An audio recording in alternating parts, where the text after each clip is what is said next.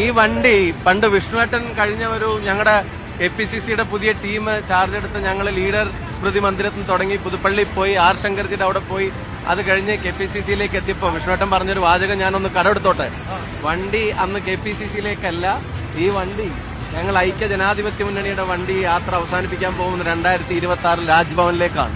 ആ രാജ്ഭവനിൽ അന്ന് മുഖ്യമന്ത്രി സത്യപ്രതിജ്ഞ ചെയ്യുന്ന അധികാരമേൽക്കുന്നതിന്റെ ഭാഗമായി പിന്തുണ അറിയിക്കാൻ വേണ്ടി കക്ഷി നേതാക്കന്മാരെയും കൊണ്ട് പോകും.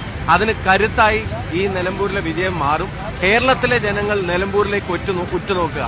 ഞാൻ നിലമ്പൂർക്കാരോട് വെറുതെ മീറ്റിങ്ങുകളിൽ ചോദിച്ചു, പാലക്കാട്ടെ തെരഞ്ഞെടുപ്പ് നടക്കുമ്പോൾ നിങ്ങൾ എന്താ ഉറ്റുനോക്കിയത്? UDF ജയിക്കണം. തൃക്കാക്കരയിലോ പുതുപ്പള്ളിയിലോ ഒക്കെ ഇവർ ഉറ്റുനോക്കിയിരിക്കുകയായിരുന്നു. അതുപോലെ ഇപ്പൊ നിലമ്പൂരിലെ ജനങ്ങളെ കേരളമെമ്പാടും ഉറ്റുനോക്കുകയാണ്. ഈ ജനവിരുദ്ധ ഭരണകൂടത്തിന്റെ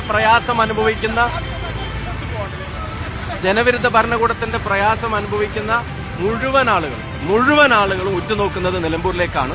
നിലമ്പൂരിലെ ജനതയുടെ രാഷ്ട്രീയ ബോധം അവർക്ക് വിശ്വാസമുണ്ട്. ഐക്യ ജനാധിപത്യ മുന്നണി സാരഥി ആര്യാടൻ ഷൌക്കത്ത് വലിയ ഭൂരിപക്ഷത്തോടെ ഈ തെരഞ്ഞെടുപ്പിൽ ജയിക്കും.